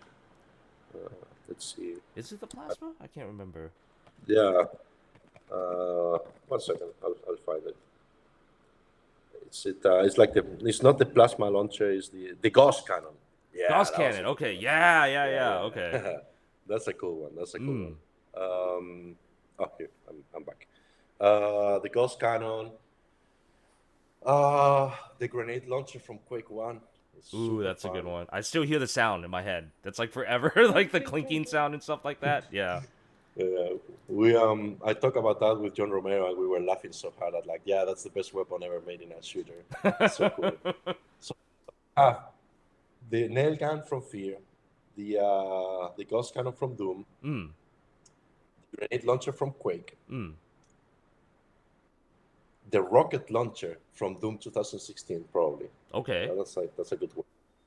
But later, when we go offline, I'm gonna think of 7 more. I'll be like, oh man, I should have said this one. And like, Third episode. We're bringing it. yeah, for sure, for sure. Hmm. What would you say? What's the best shotgun? Fear or which one? You know, Fear has an amazing shotgun. Doom 2, like with the super shotgun, is really good. Um, Halo 1, I really like the shotgun in there. Like I felt like out of all Mm, the Halos, that's mm. probably one of the better ones in there. I'm trying to think. Those are the big ones. Those are the big ones for sure. Um, Between the Ghost Cannon in Doom 2016 and the Railgun in Quake 3, which one? I'm gonna have to go by the slimmest of margins. I'm gonna have to go with the rail with the railgun on there. It is so Okay, satisfying to I'm just be gonna moving go fast and then just like hit somebody and they just instantly disintegrate. It's like so many like dopamine receptors go off in your brain. Like you did by five cool things at by the once. smallest one. By the smallest one, Mm. I'm gonna go with the Ghost Cannon just because it Go- looks better. It does look all right. It's But the animations on it too. but Yeah, yeah. the Railgun fits better because the control rotation speed is higher. Mm. So the Ghost Cannon feels a little bit slow, Mm. but it also feels more powerful. But the shot is like, I was like, oh man. Okay, so then I keep the Ghost Cannon in there because All I right. was willing to change the. I was willing to do it for We'll now. keep that Okay, one. so you have Yeah. You know what we should do is like categories. Okay, so we know the best railguns now. Yes, Uh, that's decided. gra- okay, grenade launcher versus rocket launcher. Which one? I So rocket launcher in Doom 2016 or Doom Eternal versus grenade launcher in Quake. Which one wins? again, I'm gonna go slimmest of margins with the grenade launcher on there because again, that extra satisfaction of just being able to ricochet a grenade off the wall, round into the corner. Oh yeah, yeah, You know, that's like good. there's Okay, nothing. you convinced me. Yeah. Yeah, There's no better feeling than that. Like again, it's all the things going off at once. You're like, damn, that's really good. You yeah, know. yeah, yeah. I was gonna say rocket launcher, but you convinced me. Okay, okay. Hey, all right. So so now we have the nail gun, the ghost cannon or railgun, Hmm. the grenade launcher. Hmm. I'm gonna say the shotgun from Fear, but I'm probably gonna regret it later. But I'm gonna say the shotgun from Fear. I mean, that Hmm. was like because it's not a double shotgun; it's a single shotgun. It's a single one. It's Yeah, amazing. it's just a normal shotgun by any other game, but like it's just so powerful and visceral in there. So Yeah. that's good. I don't see a problem with We that. we have a last one. So for five, let's see. Oh man, it's tough. It's tough. Hmm. Oh, there's so many. I will tell you the worst. Maybe yeah. Let's see worse. Let's see worse. We can come back to this. We can come back to this one. uh, It's harder. worst feeling guns in big games, because of course it's like not big games, right? Right. Do you know a game called Spec Ops: The Line? One Oh, of the best definitely, games of all time. definitely. Yeah. It's amazing. Yeah. So one of my favorite movies, I've been for 20 years trying to decide which movie I like more: Blade Runner or Apocalypse Now. Mm. So it's based on Apocalypse Now. So this game is amazing in so many ways. Right. I applied to that company like 8 times, and they never hired Oh me. So no. I got to the final interview once actually, and they didn't hire Mm. me. But it was a very different company at that point. I think the creative leads at that point were not the same and stuff. Like, I didn't feel the creative juice in there at that point. So like maybe they got it back now, hopefully. Right. But that day I was like, I don't think this is the same people who made that game. Um, they have the worst weapon field ever in a big game. Yeah. That game feels like so bad. It But it's such a good game that you forgive it. It's that like, you oh forget. man, the music. That song, that game ends with my favorite song of all time, and it's based on one of my favorite movies of all time. It's just Really. like it's made for me. That game is made for me. And I was playing the game. I was like, imagine if this game ended with 1983 by Jimi Hendrix. How crazy would that be? And it And then, actually oh my took it, God! and Sure it's like, enough, you're just like, that's I'm like, it. This is, what? that's it, right? What? What is this? And I actually decided to buy this game. I finished it in like 2 days non-stop playing because I was like, this game is amazing. Mm. I played the demo and I decided to buy the game when you get to like one of the first fights and they start playing Hash by Deep Purple in the radio Yeah, while you yeah. fight and a firefight. And I was like, these guys are crazy in a good way, right? Mm. I was like, I need to buy this game, and I was not. I need to play this game again, but it's difficult because the guns don't feel good. But Yeah. I will have to think about the fifth gun. I will have to leave. To be continued. I mean, To be- let's just put the rocket launcher and the grenade launcher for now. So like nail Mm. gun. So it's amazing because Doom has two, Mm. right? Doom 2016 has the ghost cannon and the rocket launcher. Yeah. So wow, out of five, that's like 30, like 40%. Then we have the grenade launcher from Quake One. Mm. So 3 out of 5 are from id Software. Not surprised. And Honestly, not no, surprised. no, I'm not surprised. Mm. Good job, Rion. Yeah. Good job. Yeah. I mean, he didn't make Doom 2016, but he made the archetypes for those weapons, right? So, Right. Quake. So, and then 2 are from Fear, which is a game that I've feared that most people haven't even played. The So, penetrator and the shotgun, the VK12. Yeah. was it called the Penetrator? That's I amazing. think now that as It I'm probably older, was, yeah. yeah, I'm just like, dang, whoever came up with that, he was having a good day. Yeah, He's like, I probably. got the perfect You name, know, guys. Don't worry about it. uh, it's amazing. It's like this is something that you could only do back then. You cannot do it anymore. Yeah, Yeah. right. It's Love so that they did it. just stick them to the walls and everything like that, and just like to see them ragdoll when they get hit, like it's like you said earlier, all these little things coming together to show like this is you do not want to be like on the other side of this gun on here. But this is what we were talking about in Half-Life 2, right? So if you want to showcase me the engine, Mm, yeah, so apparently it was indeed called the Planetarium, which is yeah. amazing. I love it. So if you want the engine, don't showcase by like throwing boxes around. Yeah, that's cool and all. Mm, Showcase it by ragdolling people who are stuck on the wall, and yeah. depending how I stack it, they actually stay that way. That's Yeah, that's what I that's how remember the you show most. me Cause your engine. yeah, cause you could like pin people like with the crossbow in there. Like you shoot the rebar and like you could just like literally pin them to walls. And to me, that was like the biggest deal. Watching the soldiers just like ragdoll off a cliff or something like I know some people like they're like, oh, I don't like ragdolls. They don't look realistic. But like to me, I always like them in games, and it always makes But me it's fun. smile.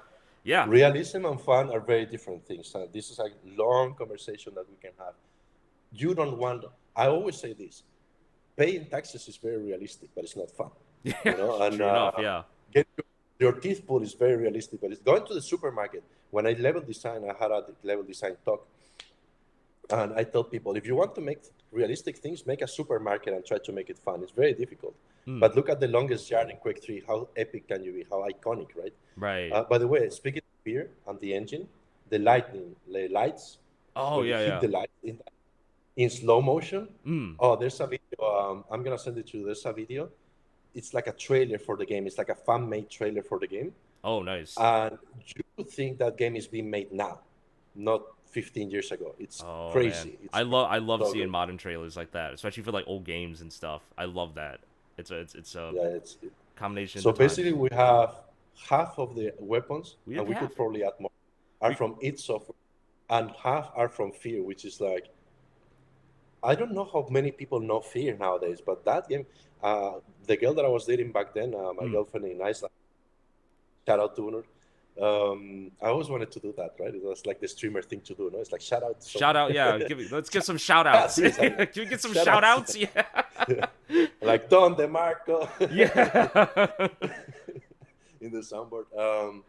She broke her laptop because she got so scared when she saw Alma. Like Oh the no. first time that she dropped her laptop, she like threw it in the air, and like, it was like a little, very small thing. It didn't like But crack or anything. still, yeah. Oh, that's so funny. What a great game! Alma What did a great that. game! I'm gonna install it. I'm gonna install it and look how they made the weapons for the game that I'm working on. We were talking about I reinstalled it not too long ago, and I'm just like I'll just play through a little bit, and I ended up like looking. I'm like, oh my god! I'm like it's like 3 a.m. I'm like I gotta go to bed. I'm like I've been playing this game.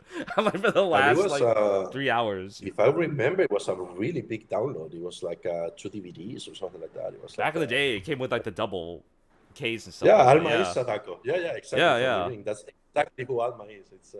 It's really pay your taxes simulator. I made a game with Luis. I think you don't know Luis in Japan, Hmm. called Spanish Siesta Simulator, and it was basically you start falling asleep, and you press DNA Hmm. to pretend like you're working in the Oh, office. that's so good. It's That's so good. this game exists. I made this game, We've all been and there. That's all good. yeah, and it's like like this, and Mm. you have to stay up, and your boss comes, like your boss shows up on the side, like Oh my god. this, and your boss does like this, and you Uh-huh. have to wait and stay up, and then he goes, and you can recover stamina. I Oh, made that's this. so good. I'm Yeah, it's gonna. like a small. That's hilarious. I'm like, I I want to should be like, remake it. we've all been there. I We've should all. remake it I should remake it in Unreal Engine 5 Yep. or something. I was just say that like, yeah, Unreal for sure. Like that seems to be the one everybody's going towards now, especially since It's very good. yeah. Unreal is like a Ferrari, man. It's really good. But like I know we keep going and we keep going, but the We thing knew is this that was gonna happen. We knew it was gonna happen on here. hey, man, I didn't sleep and I'm all for it. Like, what time is it? It's like Let's one. let's do 11 more minutes. Let's 11 do more an minutes. hour and That's a fair. half. That's What fair. about that? Let's do Yeah. that. Let's do that. So I think if you guys want this to be like a bi-weekly thing or something like that, you should put +1 on the chat or something like that. There you go.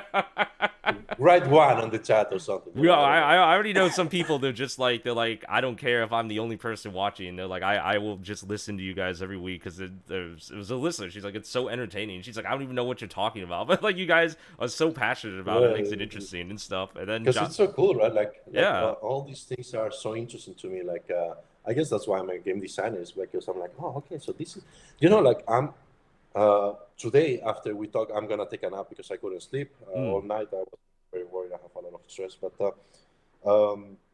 after this, I'm gonna go to my friend's house and we're gonna open guitars. Like each one of us brings a guitar or a bass, and we're gonna open them mm, and we're gonna check the electronics inside, right? So yeah, what's my point here? I'm a tinkerer, right? Like game designers are, or like game creators are tinkerers. We like to open things and see how it works.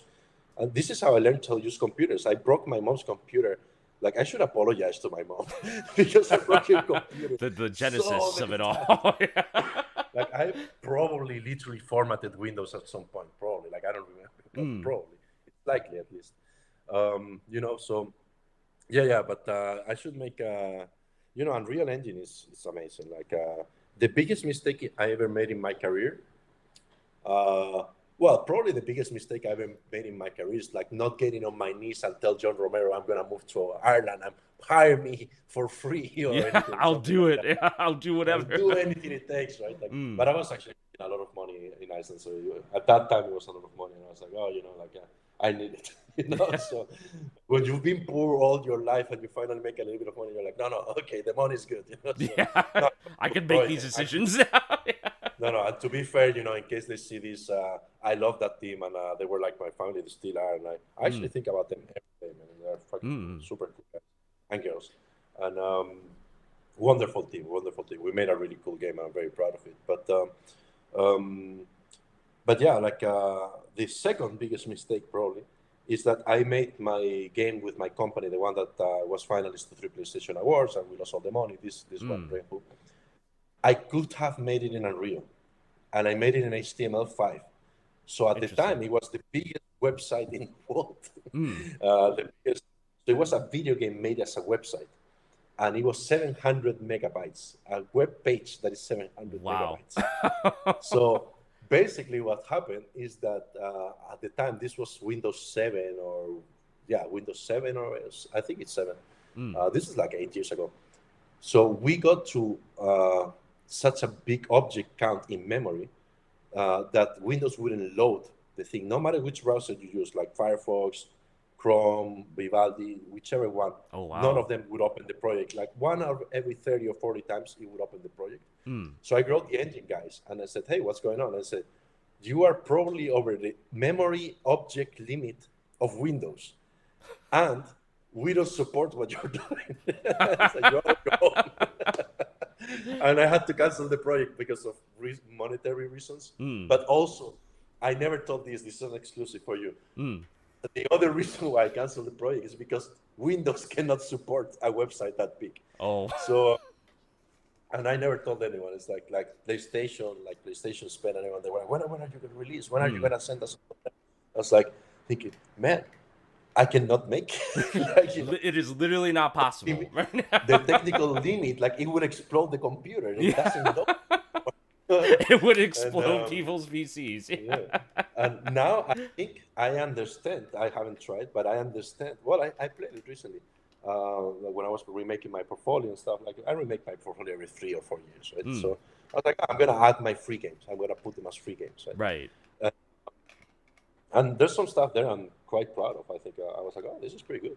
You see something after 7 years, and you're like, oh, wow, this is better than I remembered, right? Yeah. Yeah. So and a very nice feeling to have. But yeah. So anyway, I should have made that in Unreal Engine, honestly, In because retrospect, there. Right. but every business decision has like their pros and cons, right? Like Unreal Engine had their cons as well. Mm. So live and learn kind of thing, But Unreal Engine is amazing, and like the only problem with Unreal Engine, but every engine has this. I've worked in lots of engines, is they have a look, right? You see an Unreal Engine game and you're like, oh, that's Unreal Engine, Oh, or that's definitely. Yeah. Yeah. or that's CryEngine, or that's Fox Engine, Definitely. and you can work against it. If you are a good artist, if you have a good art team, you can work against it. Mm. But by default, they all look the same. Mm. You can tell. You go on the Steam store and you're like, oh, this is an Unreal Engine game. Mm. A lot of times, and that's usually not a good sign. If if it looks like everything else, you know. Right. So it's interesting because speaking of Half-Life 2 and Fear, they look similar too. If you think a little bit about it, no, like they have a similar feel, no, Oh yeah, visually, I definitely agree with you and on that one. it's like an interesting thing, right? It's like low poly, all these very straight lines, you know, like everything is like kind of like no anti-aliasing, like straight lines. It's Mm. interesting. I wonder what it is. I'm gonna install Fear and play it today. Yeah, Um, it's fear. Fear. yeah, of Fear is the course. new Deus Ex. Every time somebody talks about it, like, you know what? I'm gonna reinstall it. I'm gonna play it now. So. Oh, in the chat, yeah, yeah, like you need Mm. Flash version to use this. Yeah, it wasn't Flash, it was HTML5, but yeah, basically it's like you need 200, like even if you had 200 gigabytes of RAM, like Windows wouldn't let you do it anyway. So it's like Windows at some point that you have too many objects. Probably Windows is thinking you're a virus at that point. Yeah, like, what's The going on? game Hold is a on. virus. They're just like, yo, hold up, hold up. Why? What is this No, bitch trying to do here? why are you making so many things in memory? What is this? Like, Why? yo, chill. We're gonna shut this down right now. Yeah, yeah, and probably was animation frames actually, interestingly enough, but Mm-hmm. I don't know anymore. But like probably, yeah, Bethesda releases a lot of animation. Yeah, so it's like there's like a style, you know, Yeah. and the what is it called? The Game Brio engine, the Bethesda engine, Game Brio. Gamebryo. Yeah, yeah. They have a look, right? Mm. It's like Oh yeah, definitely. yeah, and I don't know. I think so. This at the end of the day, you know, like I don't really get into engine wars a Mm. little bit, Mm. but only a little bit because I'm not a big fan of Unity myself. I Mm. had bad experience with Unity, so I'm like cautious about it. You know, this is an interesting subject to talk about another day as well. Yeah. It's like um, the problem that Unity had beyond obviously like a stupid CEO recently that's no longer there, but Yeah. you know, but, Ooh. Yeah. but dude, like I usually don't comment on people's appearances because you cannot control it, Of you know. course. So I will tell you you're a shitty person because you can change your personality or your character and work on that, but I will Right. not tell you because you cannot change that. Right. But if you look like Emperor Palpatine, you probably think like Emperor Palpatine. So I don't want. It's like I don't that's want what to I have call to him say. out, but I'm just saying. You know, like that That's guy's what I have probably to say. evil. You know, that guy's probably evil. You know, so if you have the eyes of Emperor Palpatine, you're probably Emperor Palpatine. So anyway,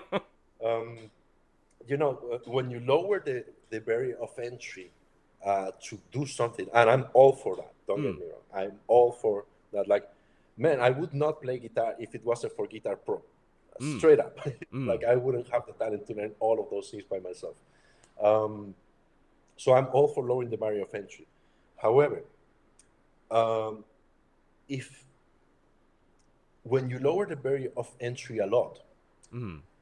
you take a bit of the challenge out in a way. You know, like the That's fair. how do I put this? Like the difficulty that will force you to achieve certain standards of quality. And maybe this is not true. Like this is like a we could argue about it. Like we could probably debate about this for a long time. Mm. But for I'm not sure I agree with this, but for many years I held this view. And so if you make it so easy to make games, okay, let me put it this way. Mm. If you make it very easy to do something, you're making it very easy to make do something badly, That's right? fair. That's fair. Yeah. Uh, you could argue that you also make it easier for people who are actually working hard and talented to make something better Mm. as well. And that's probably true, right? Like, Yeah. I guess so. I guess that's true. Less Um, effort spent. Yeah. Yeah. so it has like a good side and a bad side, right? So it's like, do we have a lot of really bad games or like games that I don't enjoy, let's say, Mm. made like very quickly and stuff like that in Unity? Whether, for example, and probably many great games, Mm. there's a few that I know that are like, oh wow, that's made in Unity. Good job, guys. That's Oh yeah. really good. But when you have a tool that is so much more difficult to use, like Unreal, because it's a bigger tool, Mm. there seems to me, and I don't know if this is true, this is just speculation. There seems to me that like it takes so much dedication that only people who are really willing to go that extra mile are gonna kind of create with it. Right. And I'm not 'Cause- saying that there's not bad Unreal games, for sure, for sure. oh yeah, yeah. Like, let's say lower production values. Let's not say bad. Lower production value games, you know. Mm. Um, but I think there is something to be said about giving you tools that force you to think about what you're doing, because otherwise, I don't know how to put this politically correctly. Right. We're gonna piss off a bunch of game devs here. Great. No, First but episode. what I'm saying, like, there's a lot of great games in every platform, and I think, let me put it this way: Mm. at the end of the day, it's not a tool is a tool, Mm. right? And it's up to you to see what you do with it, right? That's fair. Yeah. So a guitar is not better than a banjo, than a ukulele, just because it has more strings, Mm. right? It requires a different skill set, that's Mm. for sure. But you can make beautiful things with both of them. So Sure. let's leave it at that, because There. That's a safe. but I think Unreal is amazing. I Mm. see so many good projects with it. So the whole point is that I'm gonna remake. I said now. I announced it. There. I'm gonna remake Spanish Siesta Simulator in In Unreal Engine Unreal. 5. You heard it here first, everybody. Real No, talk. no, I'm You not heard it gonna do here it. first, I right? don't have time. I don't have time to do it. Maybe it'll be it's It would one be of funny. It would be it'll funny. be like a vaporware. It'll be like the Half-Life 3 of the, like we think it exists, like we don't. Oh, Just not is being it called worked on. vaporware? Because you remind me of Vaporwave is the kind of music, right? I Oh love hell it. yeah! This is this, Vaporwave. this is a pro vaporwave channel, so So is definitely it vaporware? Is it called like that? vaporware. Yeah, Oh, like Beyond Good and Evil 2. Everybody says that's vaporware. oh Like my it's god. not. It's just I know we talked about this forever, but we're Oh, just like it's never. Like most people just like it's never coming out, and if it is, like it's not anytime soon. It's like Team Fortress 2 for a no, long time was it's not coming vaporware. out. It's not Yeah, coming out. Half-Life 3 is vaporware. Like Yeah, you know, like yeah, it's just it's never. Uh, yeah. yeah, I think yeah, Generator is asking if it's considered vaporware, and I'm like, well, it's like it the technically second one. exists. Yeah, it technically exists, but like I don't. I I applied to work on it 8 years ago.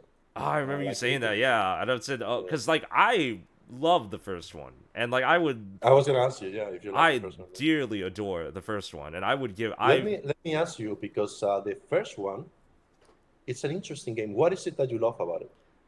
mainly I think just the world definitely is what drew me in Mm. when I was younger, and at the time like that was like for GameCube, but and PS2 and Xbox, and that was like there were very few like at the time like games like Wind Waker because that was like the Zelda at the time, and that's really what kind of captured me, like being able to explore these areas, solve light puzzles, and like basically navigate these worlds. And I talk about like with some people, I'm like I like any game where like you can get like immersed in the world, not through um like constant text and pop up and lore and stuff like that, but just like environments that tell a story and characters and backgrounds that tell a story. It seems so like alien but recognizable. Like that always will capture my attention. And like Beyond Good and Evil is like the one. It was such a familiar looking universe, but like at the same time it was so different. They were floating, it was like a normal city, but there were floating cars. There were animals and there were like humans working together and talking together. And it never really gave a reason why.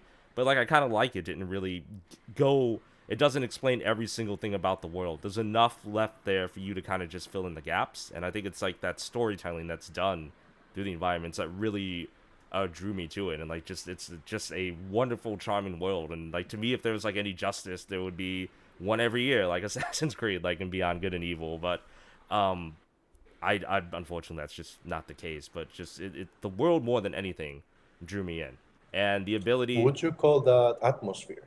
Atmosphere, yeah. I think atmosphere would be a good way to describe it.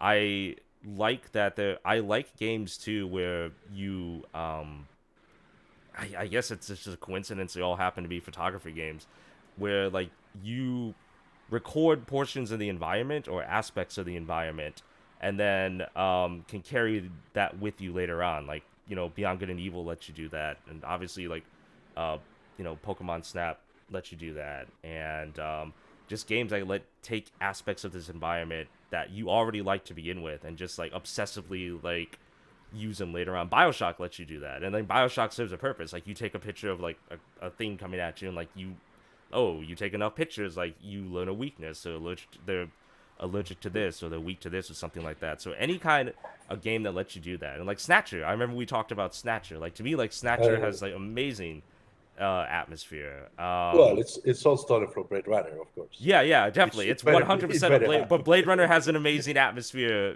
too, and just like any game that lets you do that My to favorite me, movie. yeah, it just Yeah. really Alien sucks as me in. well. Ridley Scott is amazing. One of the guys that we're working with, he's Mm. in my job. He's worked with Ridley Scott, and when I saw the picture Oh with him, he's like, wow, "Oh, you're good. You gotta be yeah, good." this guy knows what's up. Ridley Scott doesn't take any crap from anyone. He No, has his yeah, vision. definitely. He makes what he wants, Uh, regardless of what uh, anybody or even the studio I think he says. does like one good movie, then one movie for the money, one good movie, one movie for the money. Oh, there you go. But Yeah. speaking of atmosphere, so like if you look at the old Final Fantasy VII, which in my opinion is probably the best game atmosphere ever, Mm. particularly in Midgar, but everywhere. Like Midgar is just so atmospheric. And the new Final Fantasy VII remake, Mm. in my opinion, is not atmospheric at all. What do you think makes the atmosphere on a game? Like, To is it the music, the graphics, the the pacing? What is it? it's a combination of everything, and I think a lot of it too is just like personal like connections, like to like I've always had an affinity towards like that working class like town type area in a game, like an ordinary town or an ordinary area in an extraordinary world, if that makes any sense. Like Midgar is like a slum, just ordinary place that you would find in any world, and you could find a million of them in our planet and stuff like that, but it just so happens to be like placed in this the fantastic world where like giant gods and creatures exist and stuff. So it's taking that groundedness that reality that we're aware of and we connect with and communicate with, and sort of just Mm. figuring out how it connects to like a fantasy element there, and how the routine to them is also the routine to us, but like with an added like there's a giant like demon outside that might just kill you or take your soul or something like that. So that's all, at least to me, because I don't really know if there's like a concrete answer. I just know like what works to me and what draws me in. It's the same thing with like the shooter games, like Killer 7, No More Mm. Heroes, things like that. They draw me in just because of the surrealness of them. It's and Silent Hill is another example. It's like Oh, almost like a David Lynch approach, if that makes any sense. It's yeah. it's more of a not really explaining this world to you, but just kind of letting you, by playing the game and going through it, like have your own emotional beats and connections with it. And then you might not get all the answers to this world or why it is the way it is, but you still feel the emotions there, the sense of confusion, like the sense of like disgust, and then those bursts of like, oh, it's familiar, because it's connected to our world. Like it's as silly as it sounds, like cars and restaurants and bars. Like Midgar has like you know open stands and stores and junk stores like that, and the original too. And I think there's, to an extent, like it's detailed enough for you to know what it is, but also not. And it's when you fill in those gaps, at least to me, like it makes it seem That's a good so point. immersive. And like and like that's, you don't have to do that in the remake, like because it's everything's filled in Yeah, for you. that's a good point. And speaking of remakes, I have a question for you. Yeah. Uh, Speaking of Silent Hill, so Silent Hill 2 particularly, which in my opinion is a piece of art. Mm. That's not a game, that's art. That's like, and I actually met Ito-san, Mm. and I talked to him, and I had to convince him that my combat concept was good and blah blah. And I started speaking in really bad Japanese to him, and he looked and it was, like one of the highlights of my career is annoying Ito-san. you know. That's funny. So, um, Silent Hill 2 has a lot of sexual tones. There's several rape scenes and things Mm. like that. And obviously, there's like the whole room with like phallic symbols coming in and out, and Right, like right. the enemy that is like the father with Angela on the bed and all of that.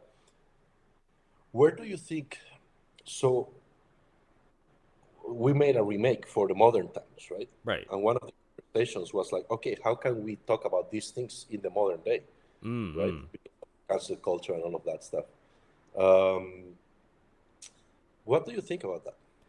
I think the way the original Silent Hill handled it, um I think it's still to an extent like very like explorable to this day. And I think the reason behind that is because there's never like any point that any of those like explicit scenes or questionable scenes or suggestive like topics or strong topics brought up are ever brought in a way that justifies anything. Everything is framed as horror and everything is framed as not exploitive, and there's quite a bit of it that I felt like, at least from the original one, like it's up for interpretation. Like you Mm. eventually figure out like what why these mannequins are just made of legs and stuff like that, because that's James's gaze and how he viewed people and things like that.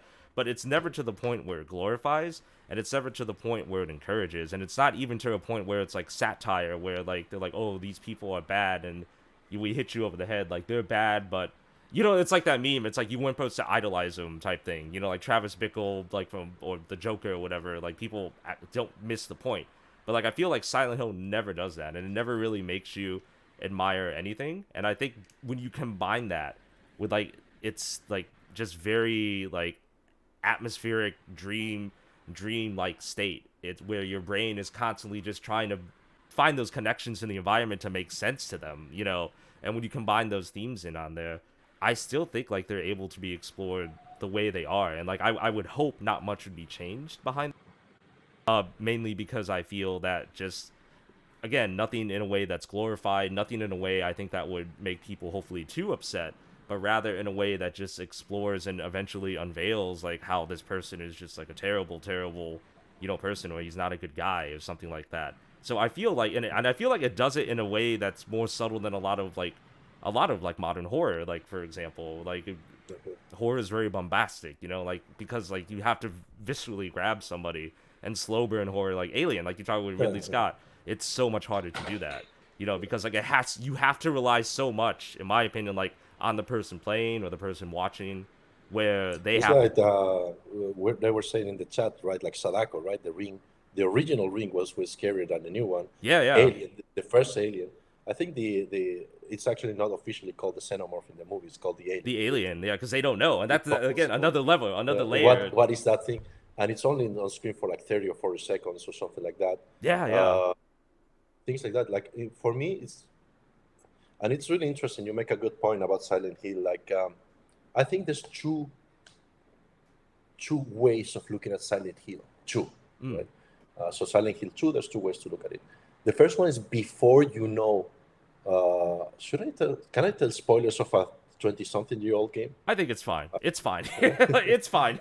Like I will I allow mean, it. at Yeah. this point, if you haven't played, like, I mean, to be honest, I only played it like 5 years ago. Mm. Um, Before you know who is reflecting all of that upon the world, Mm.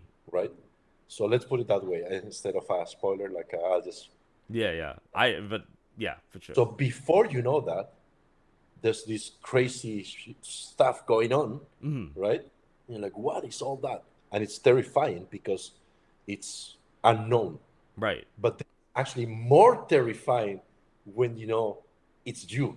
Yeah. To put it that way, Yeah, yeah, like yeah. it's 100%. what is inside of people that is being reflected upon the world, A right? 100%. Yeah. That's even more terrifying, and I think it's very Kafkian, very Jungian in a way as well. It's like the shadow, right? Like the shadow expressed upon the world and stuff like that. And that's why I think Ito-san is a genius. Mm. And the game is a work of art, and not just a game. Like Shadow of the Colossus, by the way. Oh, another great example. What Yeah. a game! What a game! Wow, I have to play that game again. But yeah, yeah, we're the bad We're the guy. baddies. Yeah. With the bodies. Yeah, we're the baddies. It's like the meme. We're the baddies. But no, but it's actually fascinating, right? Because like you have like this. Everyone has their shadow, right? Like I've been doing like work with this, for example, Mm. for my anger problem and all of that stuff. Mm. And so it's really interesting to start seeing all the subconscious things that you have in there. Like that are what are what is reflected upon the physical world in Silent Hill 2, right? Like all Mm. of James' conscious things. You made a good point about the nurses, right? It's like the sexual desire for the nurses that are actually taking care of his wife. Yeah. But he wants to bang the nurses Yeah. while he's dying and stuff like that, you know? And all of these things are very human. I have a friend, I'm going to meet him in a few hours actually. Mm. I have a friend who had I will not say who it is, but I think it's okay to say the situation. He had a car crash in which his family died. Oh. Uh, and he was, chunks of his body were taken apart, right? Mm. So he was in huge amounts of morphine and stuff like that while they were like in surgeries and all that. It took months. He was months in the hospital, right? So it's like terrible situation, like absolutely horrible. I'm very proud of him because he's become quite the man, you know, quite a formidable person It's in good. many Yeah. ways. So I'm very proud of him. But he told me, you know, and while I was on all these drugs, I was very sexist to the nurses, and I was like, "What do you mean sexist?" And I was like I wanted to touch their boobs and stuff. And I was like, Mm. "That's not sexist, man. That's like that's your nature, first of all." Mm. But this is inside of everyone. That's the point I'm trying to make, right? It's like uh, this desire that James had upon seeing a sexy nurse who's taking care of his wife, even though his wife is dying, you know. Mm. But he has sexual desire for the nurse. Mm. Everyone can relate to that, and Yeah. we see it as more wrong. Then you start And looking that's into what's making yourself, and that's where the fear comes. Like, holy that's shit. what makes it horrifying is that you are confronted with your own shadow, what you shouldn't be, but Mm. you actually are, you know. And we all have it, and like, and some people are more violent, some people are like more, let's say, sexualized desires or whatever it may be, right? Mm. But we all have it. And I think it's really interesting as a piece of art that you have the two lectures. The first part, when you first play it, Mm. it's like, oh, this world is terrifying. Like these things are coming for me, Right. uh, all of that. But then it's even more terrifying when you learn the truth and you're like, oh my God, it's all inside of James, but it's also inside of Outside of me. me too. Like, Yeah. wow. Because how many? Because That's like like, how many people like talk about they're like, oh, the scary, but those are still sexy and stuff like that. It's just like, you know, I don't know what it is about like Konami games like that too. Because I'm thinking like the first Metal Gear Solid One, like Liquid Snake. There's a point like towards the end of the game where he tells Snake. He's like, you have to be honest with yourself. He goes, you're enjoying all this. Snake's like, what are you talking about? He goes, oh yeah, you're wow, I forgot enjoying the about that. killing. He goes, you've enjoyed going through this journey and killing my men and killing my subordinates and stuff. Otherwise, you I've, wouldn't be here I've right seen now. your face while you kill my man. Yeah. He says, yeah, He's like, yeah, because you wouldn't be here. And I remember when I was young, and it just hit me. I'm like, oh my, that's the game before too. That got really yeah, yeah. meta. I'm just like, oh my God. I'm just like, I have been having a great time, like going around and Wow, stuff like that. I didn't, and it is meta actually.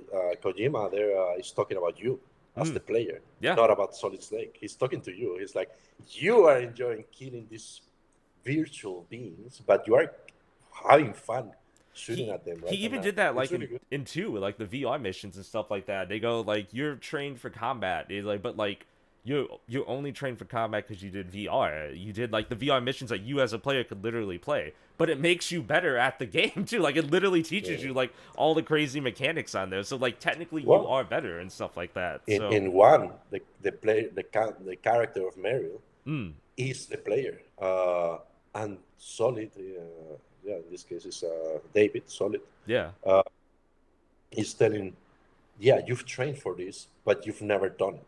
And right, you think that war is this epic adventure and blah, blah. And war is you're murdering people who have families. yeah, yeah. You know, taking away everything from them. Like we could talk about this for lots of hours, particularly two, because I studied it a lot, and two is incredible. But even in one, and you're absolutely right. Yeah, it's true. But this is what makes these games great. And also, to be fair, one of the best lines ever made in a video game, in my opinion. When I met Kojima, Mm. how I got him to talk to me, I wrote him a letter in Japanese. I had someone translate it, Mm. and I wrote him a letter. I said, Kojima-san, I'm from a very small island. I come from 12,000 kilometers away, and finally I have the opportunity to meet you, and Mm. I want to start video games. It's my dream. And in your game, you said, when I saw it when I was 16, and I still believe it at 30, in your game you said that a strong man doesn't need to read the Oh, I future, he know. makes Yeah, his own. he makes his I was own. like, Yeah. And I told him that. I wrote him that. Mm, But that line for me is so good, so good. Like, I mean, you could argue that it's a little bit unfair because there's people in situations that are like, all of that. mm, But it's still such a great line because he's on one side telling you, all you are enjoying the killing, you are glorifying war, which mm, is a lecture that most people, I think, probably don't do, or like they do on a passing level. But when you really look at it, it's like, wow, this is pretty deep. mm. But then on the other side, he also tells you, as a writer, because he wrote the script, he also tells you, but you can do all these things too that are good. You can make Right. your own future, and you can like go into the snowmobile into the sunset with the Yeah. pretty girl at the end, Yeah. you know? Well, they even talk because like your DNA, and they're like, don't, regardless of who you are or your genes or your Oh, upbringing, yeah. they're like, don't let that, rule your Yeah, life. yeah. And obviously, it gets expanded upon into like even more than that. But Yeah. like Do that, you it know who actually has the recessive genes? Do you know the iceberg of the recessive genes of Metal Gear? it was Uh, it was it was Snake, Solid Snake, right? He was the weaker yeah, yeah, one. yeah, Liquid, but yeah, yeah. Liquid He the was the whole weaker one. time. Like he was kept thinking he's the inferior one. He's the inferior Yeah, one. yeah, yeah. And He actually, Solid was the inferior he one, was the and inferior one. Yeah. but What he won because of his will to to live and all of that stuff, right? So the human it's spirit? actually very uplifting. But you're absolutely right. Silent Hill, Metal Gear, uh, they have this message. Yeah. Have you seen that movie? Don't be a menace to South Central, Yeah, right? that's exactly. Message. We're championing all the references in you. I love What a it. terrible title to put a movie for a movie, right? Like, why would you write that title? Like, I don't know. It's I just love that very, very people are like, funny. the Menace movie. I'm like, Menace to Society? They go, no, the funny one. I'm like, oh, yeah, I'm not saying that, but I know what you're talking Don't about. be a menace To to society South when you're. Central while drinking your juice in the hood. Yeah. And yeah, yeah, I love that message. Message. um, but yeah, I mean, I love it. It's very uplifting. I'm surrounded right now by figures of Evangelion. I have like one day, like next time, I will turn this around. We gotta see the tour. We gotta give the room tour on that. We have to Yeah. see the truth. I don't know if it's gonna look now. No, Oh, probably it's not. not showing Okay, up. I'll do it next time Yeah, because yeah, yeah, for sure, for sure. but I have like all my pictures of Evangelion and stuff like that. And Evangelion is the same, right? Like honestly, the more I think about Evangelion, the more I think Hideaki Anno is a complete genius of human nature. Mm, Like this guy understands people better than anyone, mm. basically. And the reason why I say that is because, and some people might throw shade at me for saying this, but like, it's I understand that he understands men really well, Mm. right? So Shinji, Kaji, Kaji, yes, Kaji. I always say Yeah. Kanji, but Yeah, not the language. Yeah. Gendo. I mean, Gendo is pretty redeemable, to be fair. For Yutsuki and all of that stuff. Mm. But what always surprised me is how he understands Misato and Maya and Ritsuko and stuff like that, because he's a man, and you would think he wouldn't understand women so well, Mm. right? But I think he really does.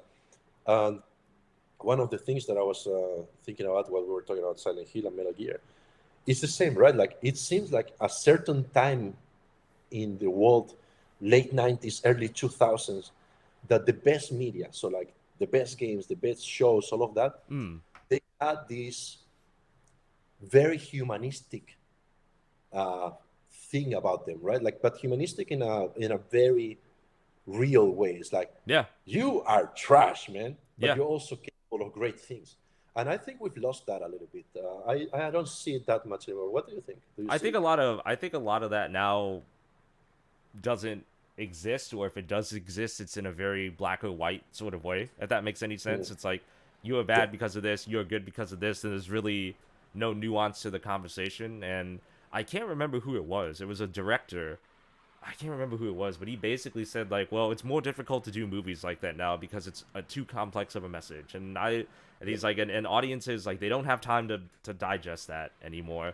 But like to me, like in the age of streaming and the age of ease of like watching from anywhere and rewatchability, I feel like something that is complex like that, is I think it is capable of being seen and would be appreciated. Like I don't think it's wrong to say like you are flawed and you are bad, but at the same time, like you on that same note and not making it sound, preachy or, like a children's thing and like, lecturing you like that. I think there's so many ways because as adults, we carry that into adulthood as well. I think just as humans, we constantly struggle with that. Are we a bad person? Are we a good person? Our morals and things like that, to find our place in the world and how we interact with the world, and we try to be good, despite making mistakes. So I don't understand why we can't have a more two-pronged approach like that. But yeah, I really do feel like media in general, just you don't really see that anymore. And just I always wondered why. And then when he said like, oh, it's just too complex, and I'm like, I disagree with that, but maybe it is. I don't. Maybe people don't want to see that. I don't know. I don't know. I don't really Maybe. have the answers to that. I think the zeitgeist is different now than it was back then. But Hmm. I have a question for you, and I think it's a good philosophical question to